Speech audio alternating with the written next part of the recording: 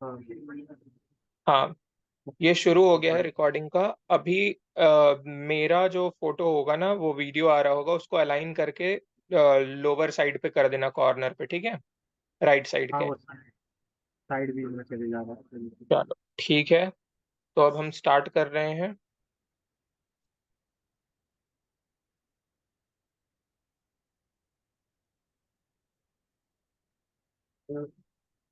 ओए, क्या नाम है इसका? तुम लोग नहीं तुम लोग ये दिख रहा है, मतलब तुम लोग देखो, आज हमारा जो चैप्टर है स्टैटिस्टिक्स का, वो है प्रेजेंटेशन ऑफ डेटा। ठीक है, प्रेजेंटेशन ऑफ डेटा को समझने से जस्ट पहले आप ये समझो, मैंने आप लोगों को बताया था कि स्टैटिस्टिक्स में जब हम सिंगुलर सेंस में पढ़ते हैं तो इट मींस कोपाई ऑफ डेटा। तो कोपाई वाले में कलेक्शन हमने किया था, ऑर्गेनाइजेशन यानी क्लासिफिकेशन भी हमने कर लिया था। ठीक है, उसका जो न्यूमेरिकल पार्ट था वो क्लास में सॉल्व होने के लिए बोल दिया गया। अभी प्रेजेंटेशन ऑफ डेटा में है, इसमें भी थियरी प्लस न्यूमेरिकल है। इसकी अगर टर्मिनोलॉजी या इसका अगर बेस आपको पता होगा ना, तो आपसे गलती होने के चांस बहुत नेग्लिजिबल है। ठीक है, तो बहुत ध्यान से सुनना अभी जो मैं आप लोगों को बताने जा रहा हूं। प्रेजेंटेशन ऑफ डेटा के अंदर सबसे मेन जो चीज रहेगी प्रेजेंटेशन ऑफ डेटा के अंदर, उसका हाउ टू प्रेजेंट, एंड जब हम प्रेजेंट करेंगे then how the data will appear.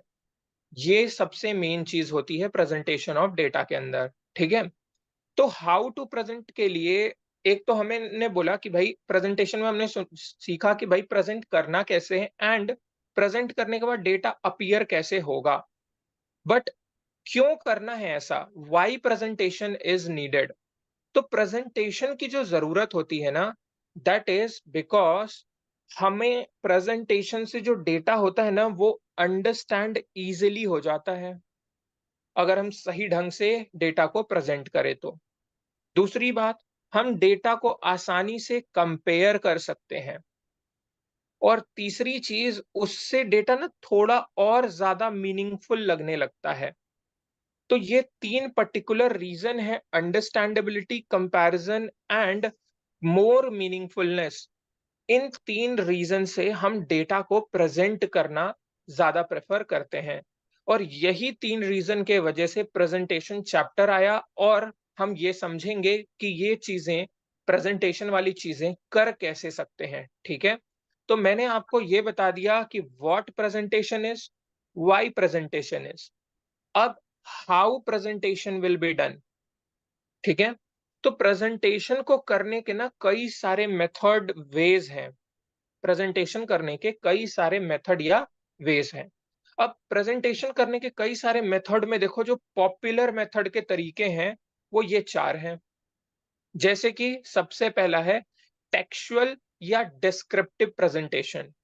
यानी कि जब हम डेटा को टेक्स्ट के फॉर्मेट में, डेटा को लिखे हुए वर्ड्स के फॉर्मेट में डिस्क्राइब कर कर समझाते हैं, that type of presentation is called your descriptive या टेक्सचुअल प्रेजेंटेशन। एग्जाम्पल के लिए मैं आपको देता हूं, जैसे आप एसे राइटिंग करते हो, पैराग्राफ राइटिंग करते हो, तो ये सारी जो चीजें हैं ना, वो हमारी टेक्सचुअल या डिस्क्रिप्टिव प्रेजेंटेशन के पार्ट में आते हैं। यानी it will be a paragraph of text.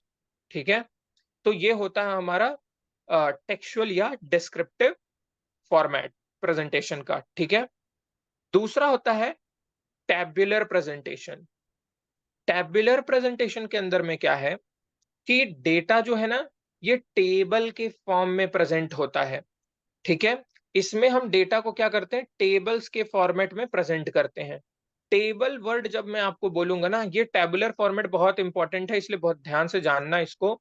Table, when I से table consist of rose and columns, तो रो और कॉलम को मिलाकर टेबल होता है। ठीक है, तो टेबुलर मतलब अगर हम डेटा को रोज एंड कॉलम्स के फॉर्मेट में प्रेजेंट करते हैं, that is called tabular presentation. ठीक है, थर्ड जो आता है, third is your graphical presentation. जब हम डेटा को ग्राफ के फॉर्मेट में प्रेजेंट करते हैं, ग्राफ प्लॉट कर देते हैं जब डेटा का हम, तो उसको ग्राफिकल प्रेजेंटेशन कहते हैं, यानी जब हम उसको ज्योमेट्रिकली प्रोड्यूस करते हैं, ठीक है, यानी कि ऑन ग्राफ पेपर। ठीक। नेक्स्ट है डायग्रामेटिक। डायग्रामेटिक मेन है कि हम इसमें डायग्राम्स का यूज कर रहे हैं। डायग्राम्स यानी ज्योमेट्रिक डायग्राम्स। ज्योमेट्रिक डायग्राम्स कहने का मतलब इसमें बहुत इंपॉर्टेंट जो दो डायग्राम आप सीखोगे, that is your bar diagram and pi diagram. ठीक है।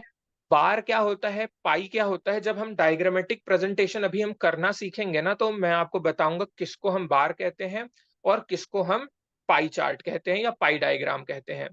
तो एक तरीका हुआ हमारा डायग्रामेटिक का। डायग्रामेटिक के अंदर मैंने दो मेन चीजें बताई जो अभी हम आगे करेंगे। फिर हमने ग्राफिकल देखा। ग्राफिकल यानी ग्राफ पे कोई भी चीज को पुट करने के लिए हमारे पास कोई ना कोई उन चीजों के नंबर्स होने चाहिए, फ्रीक्वेंसीज होनी चाहिए। तो यहां से जो निकलकर डायग्राम्स निकल कर आते हैं ना, these are frequency based diagram। frequency based diagram such as histogram, frequency polygon, frequency curve and ogive। ठीक है। तो ये सारी चीज हमारे फॉर्मेट में आएंगी। और ये जो मैं अभी एक एक नाम आपको बोल रहा हूं ना, ये आपका न्यूमेरिकल का पार्ट होने वाला है, यानी एक एक को हम बना कर देखेंगे। नेक्स्ट है हमारा जो टैबुलर के अंदर हमने देखा था, मैंने आपको वो तो सिंपल बता दिया कि टेबल के फॉर्मेट में होता है। क्यों करते हैं टेबल के फॉर्मेट में हम? क्योंकि इससे डेटा ना थोड़ा और ज्यादा इजी दिखता है, कम स्पेस लेता है, यानी इकोनॉमिकल होता है हमारे लिए डेटा। और इसके टर्म्स के अंदर अभी हम टैबुलर को बहुत डिस्क्राइब करेंगे, तो मैं लास्ट वाला ये जो है टेक्सचुअल या डिस्क्रिप्टिव, इसको बस बता देता हूं, then I will move in detail of tabular presentation. तो अगर हम टेक्स्ट या पैराग्राफ के फॉर्म में जब कोई डेटा रखते हैं ना, तो टेक्स्ट और पैराग्राफ के फॉर्म में क्या है कि डेटा बहुत ज्यादा जब लार्ज ना हो, यानी बहुत ज्यादा लिखने की चीजें ना हो जाए। बहुत ज्यादा लिखने की चीज आ जाएगी ना कि अब 20-20 पेज का थीसिस जैसा लिख दोगे, कोई इंटरेस्टेड नहीं होगा उसको पढ़ने में। इसलिए बोलते हैं कि टेक्सचुअल या पैराग्राफ वाले का तभी काम लो, तभी यूज करो डेटा को प्रेजेंट करने के लिए, जब हमारा डेटा नॉट टू लार्ज, बहुत ज्यादा बड़ा डेटा ना हो हमारा। थोड़ा मोड़ा अगर रिटन चीज वाला डेटा हो ना, then we can use this textual या paragraph presentation. Like words, figures, facts को यहाँ पर यूज करके पैरास बना देते हैं, छोटे छोटे टेक्स्ट बनाते हैं, बहुत ज्यादा इलेबोरेटिव नहीं रहते हैं। ठीक है। तो एक तो टेक्सचुअल हो गया या पैराग्राफ, ये आपके थियोरिटिकल पार्ट का है, इसमें आपको डिटेल नहीं जानना है। बट बाकी के जो तीन है ना, इनके न्यूमेरिकल, इनकी डिटेलिंग आपके सिलेबस में है। तो देखो, पहला मैं अभी इसके अंदर जो डिटेल करने जा रहा हूं, that is your tabular presentation. और ये एग्जाम में बहुत ज्यादा पूछा जाता है, इसलिए बहुत ध्यान से सुनना। ठीक है। ये देखो, मैंने मान लो एक टेबल बना दिया। ठीक है। अब टेबल में ना बहुत सारी चीजें हैं और हर एक चीज का अपना एक नाम है। जैसे कि टेबल के अंदर आपने देखा कि हर एक टेबल का एक नाम होता है। जैसे अगर मैं यहाँ पर आप लोगों की अटेंडेंस के लिए ये टेबल बनाऊं, तो मैं ऊपर में नाम लिख दूंगा इसका, अटेंडेंस शीट। तो वहां पर हमने इसको एक टाइटल दिया। तो पहला चीज, जो पहला पार्ट ऑफ टेबल होता है, जो सबसे ऊपर और सबसे प्रोमिनेंट बोल्ड लेटर में लिखा होता है, दैट इज कॉल्ड टाइटल, या इसको हेडिंग भी कह देते हैं कई लोग, या हेड नोट भी कह देते हैं। और एग्जाम में ये पूछा जाता है, तो इसको लाइटली प्लीज मत लेना। नेक्स्ट है, अब ये टेबल या जो डेटा है, ये हम किसी जगह से लेकर आएंगे ना, ऐसा डेटा पहले ही से टेबल बना हुआ नहीं रहता है। ये डेटा हमारे पास जहां से हम लेकर आते हैं, दैट इज कॉल्ड सोर्स, कि इसके अंदर का आने वाला जो डेटा है वो कहां से आ रहा है, तो दैट इज कॉल्ड सोर्स। ठीक है। देन हर एक टेबल का अपना एक आइडेंटिफिकेशन, एक यूनिक आइडेंटिटी होती है, that is called table number. ठीक है। क्योंकि आपका एक जैसा शीट है, वैसा एक टीचर के पास हर एक क्लास का हर एक अलग अलग सब्जेक्ट का शीट होता है, तो दे नंबर, सीरियल नंबर इट। ठीक है ना, तो वो टेबल नंबर्स कहलाते हैं। अब देखो इसके ऊपर, अब हमने क्या किया, यहां पर नेम ऑफ स्टूडेंट लिखा, उसका क्लास लिखा, उसका एड्रेस लिखा। तो इनको जो हेडिंग के जस्ट नीचे आते हैं, दीज आर कॉल्ड एज सब हेड्स। ठीक है, तो हेडिंग यहां पर हमने कॉमर्स डाल दी थी, जैसे अटेंडेंस शीट या कॉमर्स जो भी डाल दो। तो ये हो गया हमारा हेडर, ये हो गया हमारा सब हेड।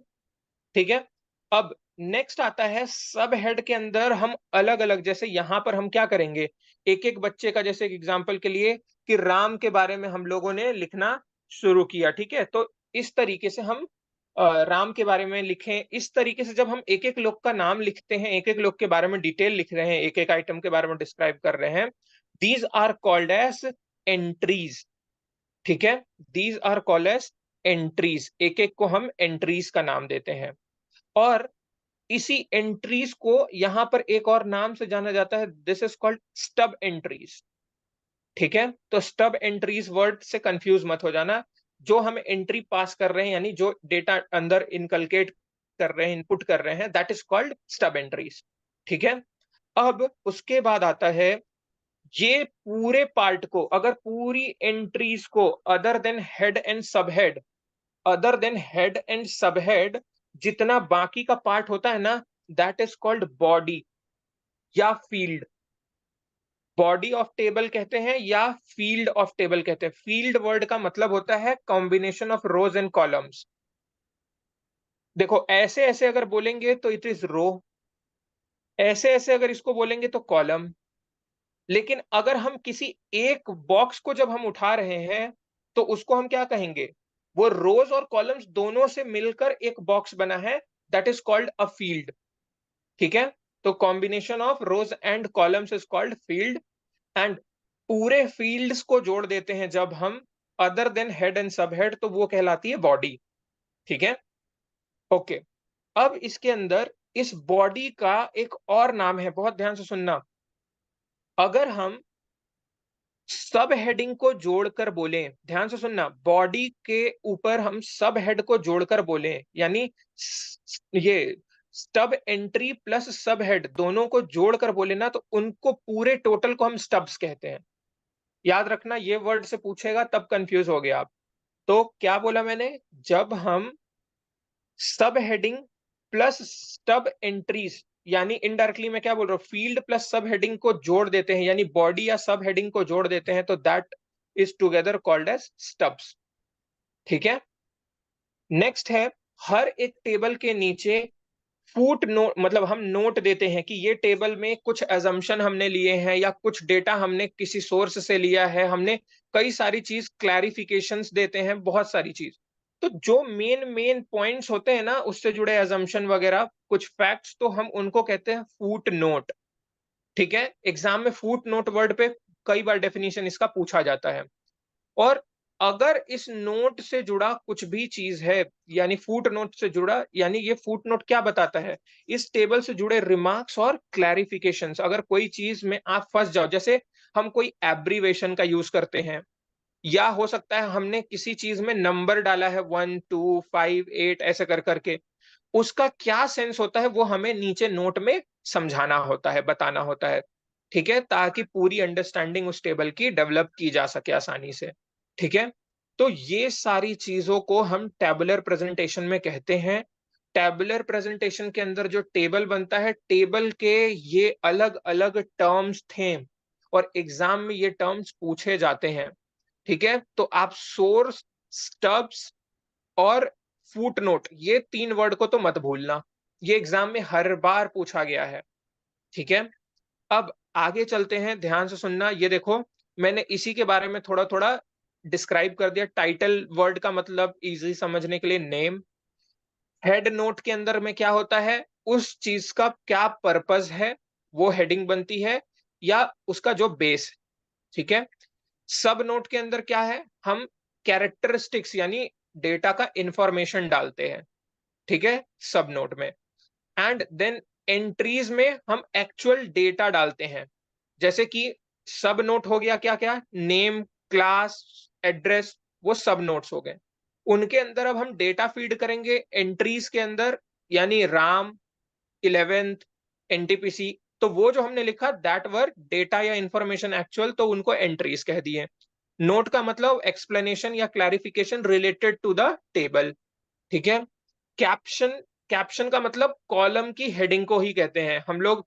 जैसे वो सब हेड्स बोले ना, इन इस वाले पूरे को हमने क्या बोला, सब हेड्स बोले।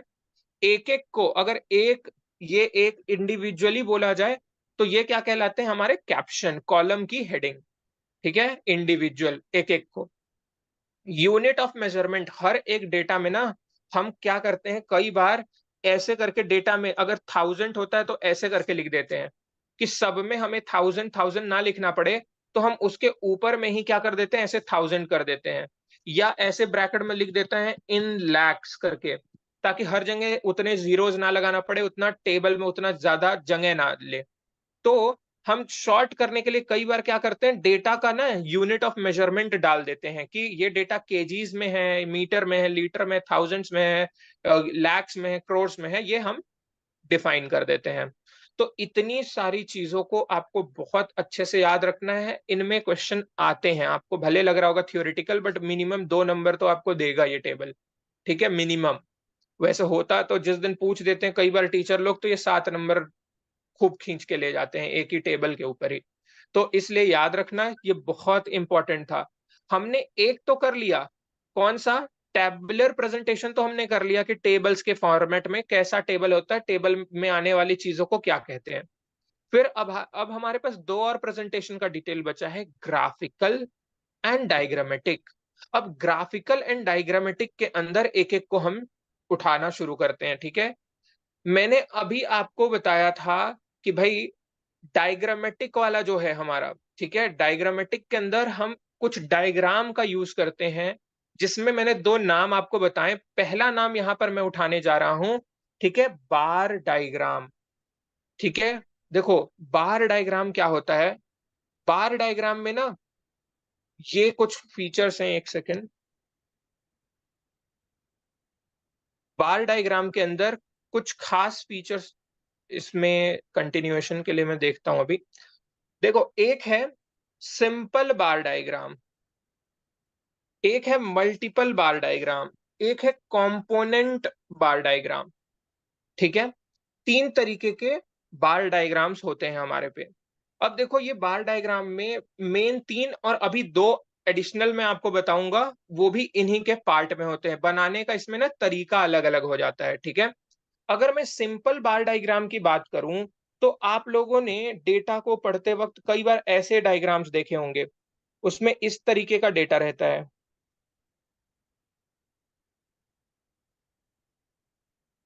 ठीक इस तरीके से डेटा लिखा रहता है कि मान लो ये 2011 के बारे में लिखा है, ये 2012 के बारे में लिखा है, इस तरीके से ऐसे डेटा डिजाइन किया रहता है। आप लोगों ने कई बार इसको देखा होगा। This is called simple, this is called simple bar diagram. ठीक है, वेयर एज एक आता है मल्टीपल बार डायग्राम। मल्टीपल बार डायग्राम के अंदर में क्या है, अगर हमें 2011 के अंदर ही दो चीजों के बारे में, मान लो लिटरेसी एंड पोवर्टी, दोनों के बारे में जानना हो, तो what we can do is 2011 का ऐसे एंड ऐसे बना दें, 2012 का इस तरीके से बना दें। तो इनको हम कहते हैं मल्टीपल, यानी एक ही साथ डबल पैरामीटर को कवर कर रहा है, दो फैक्टर्स को कवर कर रहा है। तो this is called multiple bar diagram. ठीक है, तो मल्टीपल बार डायग्राम में मेरे हिसाब से आपको समझ में आ गया कि एक ही बेंचमार्क पर हमने क्या किया, डबल ट्रिपल फैक्टर्स को लाकर एक साथ कंपेयर किया। ठीक है, अभी एक और चीज, ये नोट्स का कंटिन्यूएशन मेरे को एक बार वापस से देखना पड़ेगा कि कंटिन्यू कहीं रखा है मैंने, या हैंड रिटन डिमांड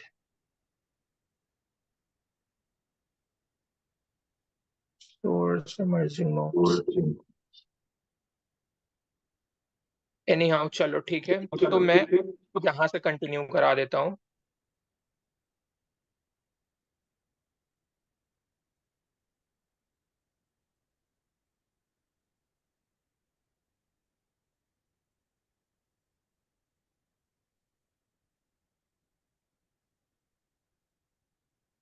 प्रेजेंटेशन के अंदर का डेटा,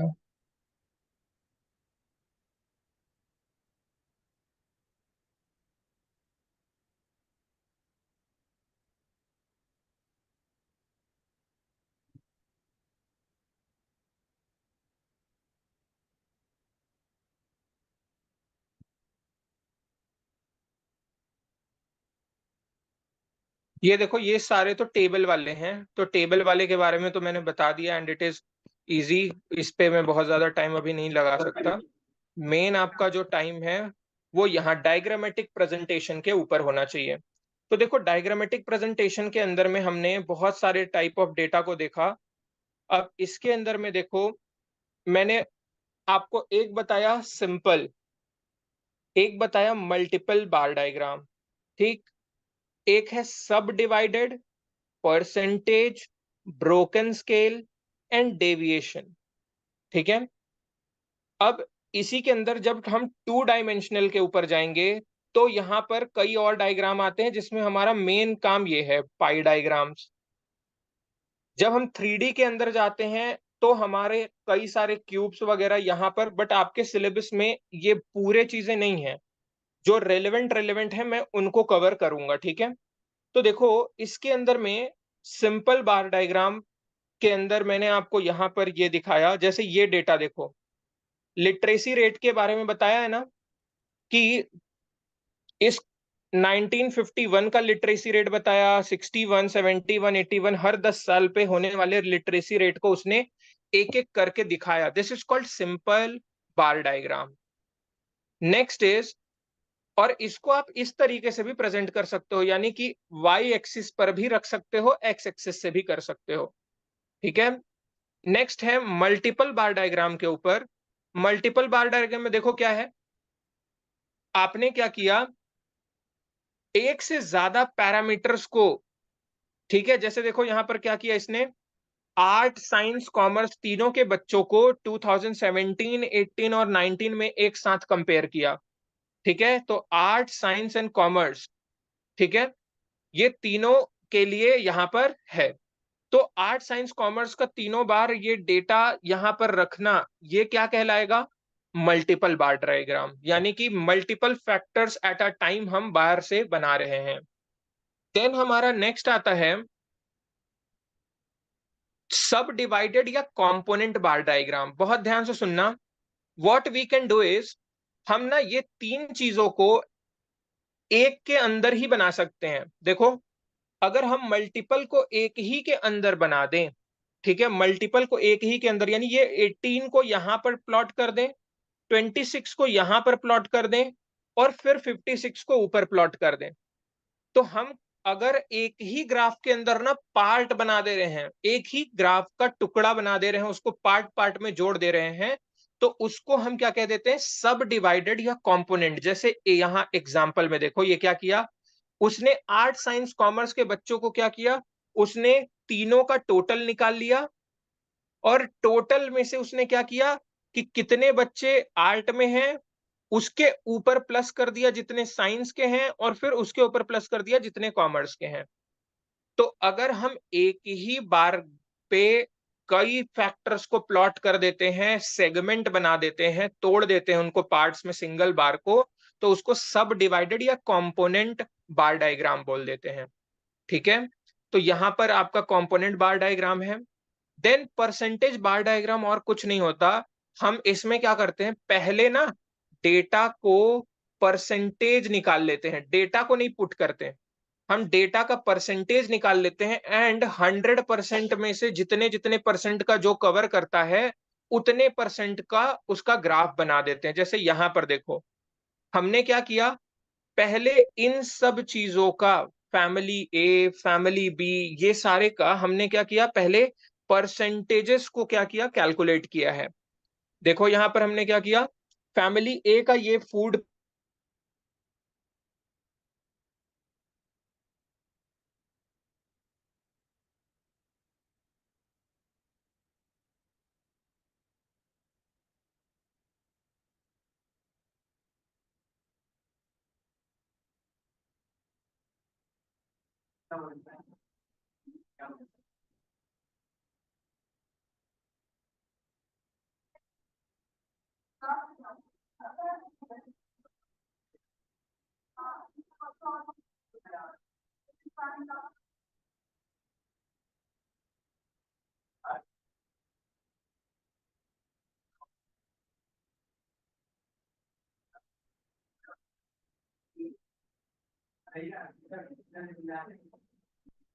हेलो हेलो हेलो,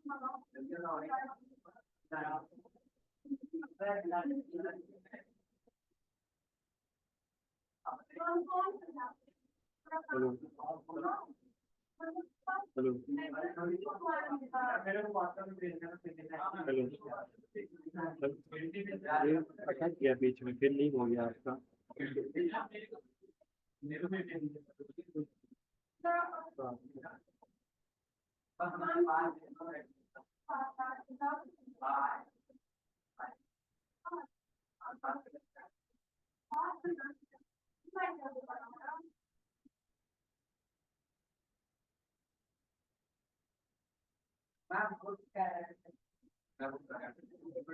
तो इसमें क्या करेंगे, हम एक मैक्सिमम लिमिट रखेंगे और उस लिमिट को अगर कोई पैरामीटर क्रॉस करेगा ना, तो जब वो क्रॉस करेगा तो वहां से वो उसको ब्रेक कर देंगे, वहां से वो नेक्स्ट बन जाएगा, लेवल उसका एक लेवल ऊपर हो जाएगा। तो हम क्या करेंगे, ये तब यूज करते हैं जब बहुत वॉलेटाइल डेटा होता है, यानी कि बहुत ज्यादा वेरिएशन होते हैं ना, तो हम वेरिएशन का एक रेंज सेट कर देते हैं, जो उस रेंज को भी तोड़कर वापस मतलब बाहर निकल जाए, एक्सीड कर जाए ना, तो जहां से वो रेंज हमने तय की है उसके ऊपर जाते ही हम उसको वहां से ब्रेक कर देते हैं एंड डेटा को उस हिसाब से प्लॉट किए रहते हैं। तो यहाँ पर एग्जांपल लिया है, देखो 120 है, 250 है, फिर बहुत ज्यादा हो गया यहाँ पे 3250 आया, फिर 430 550। तो हमने एक डेटा का मान लो यहाँ पर रेंज सेट करके रखा था कि हम 650 तक के रेंज को नॉर्मल रेंज ले रहे हैं। जैसे ही ये डेटा इसको क्रॉस करेगा ना, तो यहाँ से आने वाले ऊपर वाले जितने पड़ेंगे ना, उतने पार्ट को वो हम ब्रेक कर देते हैं। सबसे ज्यादा यहाँ पर जो आपके एग्जाम में यूज होता है इस चीज में, ये डायग्राम और ये डायग्राम इंपॉर्टेंट है, रट के अच्छे से समझ के जाना इसको, ठीक है। कुछ भी इसमें गड़बड़ी नहीं करना है, क्योंकि इसमें लॉजिक बहुत ज्यादा नहीं है, इसको एक बार बस बनाकर प्रैक्टिस करने की जरूरत होती है, ठीक है। फिर है हमारा डेविएशन का। देखो ये क्या है, डेविएशन बार डायग्राम कहने का मतलब, जब हमारे पास पॉजिटिव और नेगेटिव दोनों तरीके के, इंक्रीज और डिक्रीज दोनों तरीके के फिगर होते हैं ना, तब हम डेविएशन का क्या करते हैं, जीरो को मीन पोजीशन बना लेते हैं, यानी न्यूट्रल पॉइंट बना लेते हैं, और जो चीज इससे नीचे जाएगी उसको नेगेटिव एक्सिस पे, और जो इससे ऊपर जा रही है उसको पॉजिटिव एक्सिस पे प्लॉट कर देते हैं, ठीक है। तो इसमें सिंपल क्या है, ऐसा है कि भाई जब डेटा पॉजिटिव नेगेटिव या दो डायरेक्शन का डेटा मिल जाए हमारे को, ठीक है, तब हमें क्या करना होता है, तब हमें एक डेविएशन वाला डायग्राम करते हैं। डेविएशन वर्ड का ही मतलब होता है कि न्यूट्रल पोजीशन। न्यूट्रल वर्ड का मीनिंग होता है, आप लोग जो मीन खोजते हो ना, मीन, मीन पोजीशन से, न्यूट्रल पोजीशन से कोई डेटा कितना ऊपर या कितना नीचे जा रहा है, तो हमारा ये न्यूट्रल पोजीशन कहलाता है या मीन पोजीशन कहलाता है। अब इसके हिसाब से हम देखेंगे कि डेटा कितना ऊपर या कितना नीचे गया है, ठीक है। तो ये हो गया हमारा बार ग्राफ का पूरा टाइप खत्म यहाँ पर, ठीक है। अब बार ग्राफ के बाद मैंने आपको बताया था कि डायग्रामेटिक में एक और चीज है, पाई डायग्राम। देखो पाई डायग्राम का सिंपल सा फंडा है, ये सारा न्यूमेरिकली सॉल्व कराया जाएगा, डोंट वरी, ठीक है। बट अभी मैं थियरी पहले कंसेप्ट को बस बता रहा हूँ। पाई डायग्राम के अंदर में क्या है, पाई डायग्राम में ना हम देखो इसमें एक सर्कल बना देते हैं, और सर्कल आपको भी पता है कि भाई सर्कल तो होती है 360 डिग्री की, वेरस जब हम परसेंटेज कैलकुलेट करते हैं तो वो होता है हमारा 100, ठीक है, स्टैंडर्ड परसेंटेज, तो वो 100 है हमारा। अब एक चीज सोचो, अगर हमारा किसी भी चीज का हमें इसको 30% प्लॉट करना है, 40% प्लॉट करना है, 100 में तो प्लॉट कर लेंगे, लेकिन जब 360 डिग्री पे प्लॉट करना होगा, तब ये 30% की वैल्यू, 40% की वैल्यू पहले खोजनी पड़ेगी, उसके बाद हम प्लॉट करेंगे। तो हम इसको और कुछ नहीं करेंगे, हम जब जितना परसेंटेज आता है उसको 360 से मल्टीप्लाई करके देखेंगे, उसका जितना परसेंटेज आएगा यहाँ पर हम एक लाइन बनाएंगे। जैसे यहाँ पर आ गया कि आपका यहाँ पे 30% कवर हो रहा है, फिर अगला 40 यहाँ कवर हो रहा है, फिर अगला 30 यहाँ, इस तरीके से अलग अलग पार्ट कर करके हम डायग्राम पे पुट करते हैं। तो हमारे को इसमें 2 स्टेप पे डायग्राम काम करेगा। पहले हम हर एक डेटा को 100 से 360 में बदल देंगे और 360 वाले पे जितना डिग्री बनेगा उतने डिग्री को हम प्लॉट करेंगे। तो देखो यहाँ पर इतना बड़ा सा ये स्टेप लिखा है ना, इसका सिंपल सा सेंस वही है, ठीक है। देखो क्या हुआ, एक एग्जांपल दे रहा हूं मैं यहाँ कि फूड में हम 60% खर्चा करते हैं, फिर 15%, 10%, 12%, 3% ऐसे खर्चा करते हैं। तो अब हमारे को ये परसेंटेज को पहले कन्वर्ट करना होगा 360 डिग्री में। तो हमने क्या किया देखो, इंटू 3.6। अब क्यों 3.6? परसेंटेज करेंगे तो नीचे नीचे 100 आ जाएगा, फिर डिवाइड करोगे 3.6 आ जाएगा, ठीक है। इंटू 3.6 किए तो 216 डिग्री आया, 54 डिग्री आया, 36 डिग्री आया, 43.2 आया, 10.8 डिग्री आया। तो हम अब क्या करेंगे, इस तरीके से हमारा सर्कल रहेगा। सर्कल पर हम पहले यहाँ पर रखेंगे और यहाँ से पहले 216 डिग्री को बनाएंगे, फिर हम 54 डिग्री को बनाएंगे, 36 डिग्री को बनाएंगे, 43 डिग्री को बनाएंगे एंड 10 डिग्री को बनाएंगे। इस तरीके से हम प्लॉट करेंगे, तब जाकर हमारा पाई चार्ट कंप्लीट होगा। तो ये होता है हमारा पाई डायग्राम, ठीक है। इस तरीके से ये दिखेगा। ओके, तो ये सेकंड हमारा डायग्रामेटिक रिप्रेजेंटेशन भी खत्म। तो हमने थियोरेटिकल वाला कर लिया, यानी टेक्सचुअल वाला कर लिया, या डिस्क्रिप्टिव कहते हैं जिसको, टैबुलर कर लिया, और डायग्रामेटिक खत्म कर लिया, ठीक है। इन सबका न्यूमेरिकल आपको क्लास में कराया जाएगा, आप उसकी चिंता तो मत करो, ठीक है। अब इसके बाद डायग्रामेटिक, ये इसकी समरी है यहाँ पर, ठीक है। अगर आपको ऊपर से पूरे को नहीं पढ़ना है तो आप इस डायग्रामेटिक के समरी को पूरा पढ़ सकते हो। तो हमारे डायग्रामेटिक वाले चैप्टर में बस इतना ही था मेन, ठीक है। टेबुलर और डायग्रामेटिक खत्म हो गया। अभी हमारा है ग्राफिकल प्रेजेंटेशन। देखो ग्राफिकल प्रेजेंटेशन के अंदर का जो कंसेप्ट था मैंने ऑलरेडी आपको कवर कर दिया है, ठीक है। ग्राफिकल के अंदर का कंसेप्ट आपको ऑलरेडी मैंने कवर कर दिया।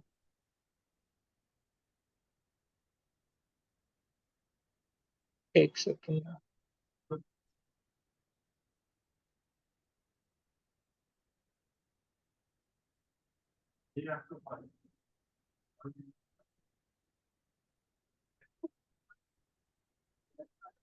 मेरी वॉइस आ रही है?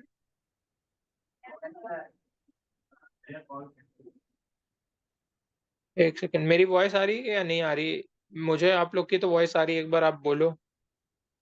यस सर, आ रहा है। ओके, एंड क्लास भाई, क्लास वाले आप बताना प्लीज।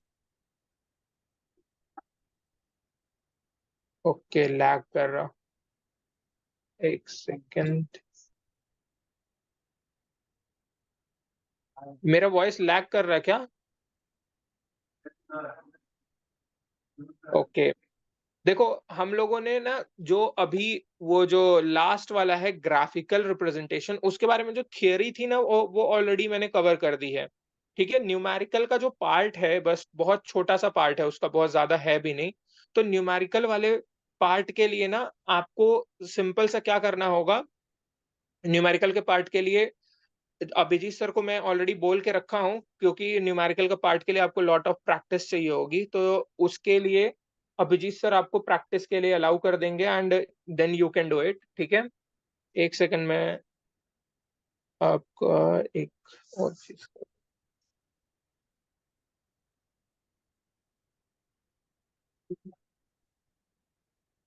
एक सेकंड ना।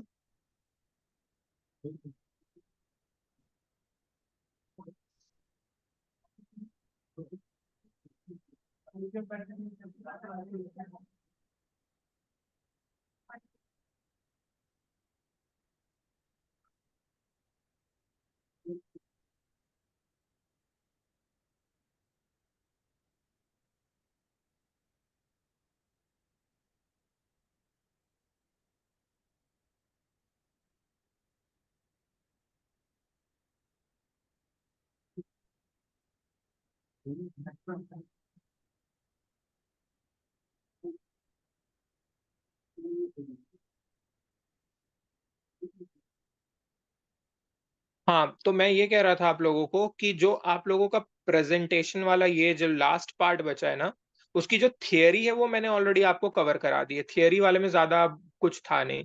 उसका जो मेजर न्यूमेरिकल पार्ट है ना, उसके लिए अभिजीत सर आपको न्यूमेरिकल वहां पे सॉल्व करा देंगे। रीजन बिंग मैं वहां हूं नहीं, तो 1-to-1 न्यूमेरिकल ज्यादा बेटर रहेगा आपको करना, ठीक है। तो न्यूमेरिकल वाला पोर्शन हो गया है। हाउएवर जो मैंने आपको थियरी के पोर्शन में कुछ चीजें बताई हैं, जैसे थियरी के पोर्शन में मैंने सबसे मेन जो आपको पार्ट बताया, दैट इज कि टेबल से जुड़े वर्ड्स आएंगे, और वो आपके एग्जाम में आते हैं, हर बार आते हैं, टेबल से जुड़े सारे वर्ड्स आएंगे। टेबल से जुड़े सारे वर्ड्स आपको याद रखने हैं। नेक्स्ट आपको जो उसके अंदर मैंने आपको 2 तरीके के बार बनाने को बोले हैं, और उसमें पर्टिकुलरली 2 को बहुत ज्यादा इंपॉर्टेंट मार्क किया है। डू प्रैक्टिस दैट, उसका भी अभिजीत सर कराएंगे। हाउएवर फिर भी मैं आपको बोलूंगा कि उसकी प्रैक्टिस आप अलग से जरूर कर लेना। एंड एक है इससे जस्ट पहले टेलीमार्क, ठीक है। तो टेलीमार्क का भी आपको 1-2 न्यूमेरिकल करा दिया जाएगा। वो आप लोग के मैथ्स में भी है एंड यहाँ भी रहेगा, दोनों जगह, ठीक है। आपके मैथ्स इन द सेंस आपके 9th और 10th के मैथ्स में जो लास्ट में स्टैटिस्टिक्स थी उसमें था, आप लोगों ने टेलीमार्क किया होगा ऑलरेडी, ठीक है। तो वो चीजें आपको कवर करनी हो न्यूमेरिकल में। थियोरिटिकल वाले में इतना ही था, और स्टैटिस्टिक्स का अब मेजर जो थियोरिटिकल पोर्शन है ना, वो खत्म है ऑलमोस्ट। अब कोई भी चैप्टर में ना आपको अलग से थियरी पढ़ने की जरूरत नहीं है। जो थियरी वाले चैप्टर थे स्टैट्स के खत्म हो गए हैं। अभी से मैं आज से सर से भी बात कर लूंगा, न्यूमेरिकल का पार्ट शुरू होगा, एंड न्यूमेरिकल के सारी चीजों को आपको कवर करना होगा, ठीक है। और स्टैटिस्टिक्स में 90% आपसे एग्जाम में न्यूमेरिकल पूछे जाएंगे, 10% ही थ्योरी पूछी जाएगी जब आपके फाइनल एग्जाम होते हैं, ठीक है। अभी के लिए ये थियोरिटिकल पोर्शन जितने मेजर थे वो मैं करा दिया हूं। अगर बीच में कहीं भी मुझे लगा कि ये थियोरिटिकल है या इसकी चीजें पता होनी चाहिए आपको, तो मैं 1-2 क्लास लूंगा ऑन रैंडम बेसिस, मैं उसको आपका कवर करा दूंगा, ठीक है। अभी आप लोग मुझे ये बताओ, आपके बिजनेस और अकाउंट्स की थियरी, इनमें आप लोगों को, कुछ लोगों का तो मेरे पास मैसेज आ गया कवर्ड नहीं है, उसके लिए तो एक्स्ट्रा क्लास मैं करूंगा। एंड एक्स्ट्रा क्लास का एक दिन पहले मैं आपको इन्फॉर्म कर दूंगा, नेक्स्ट डे डू एंश्योर कि आप वो क्लास अटेंड कर लो, क्योंकि उसके बाद मैं फिर एक्स्ट्रा क्लास नहीं दूंगा, ठीक है। You will get a chance, उसको मिस मत करना, ठीक है। एंड एक्स्ट्रा क्लास वाला मैं आपको बता दिया।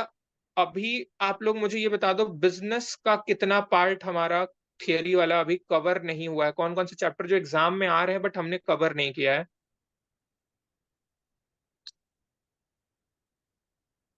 बिजनेस सर्विसेज में तो हम लोगों ने टिल इंश्योरेंस कवर किया है, ठीक है। और वही वहां तक ही बहुत ज्यादा मेजर पोर्शन था। माइनर पोर्शन अभी है, वो हम कवर कर लेंगे। बट आफ्टर दैट और कौन कौन से चैप्टर्स आ रहे हैं जिसको कवर करना हमें।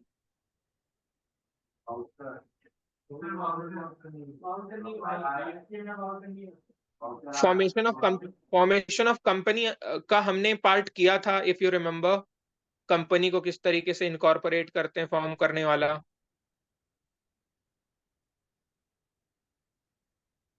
वो बहुत ज्यादा ब्रॉडर व्यू नहीं था, but however we have covered it ना।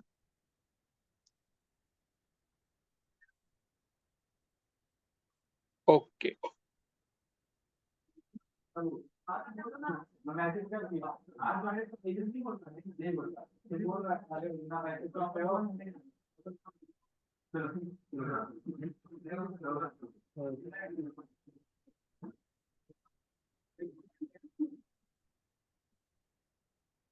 चलो ठीक है, आप लोगों का जो भी रहेगा डाउट या कुछ भी, आप लोग पिंग कर देना मेरे को ग्रुप पे, ठीक है। एंड जो भी आपका एक्स्ट्रा क्लास वाला होगा मैं एक दिन पहले आपको इन्फॉर्म कर दूंगा, ओके। ठीक है। Yes, sir. ओके।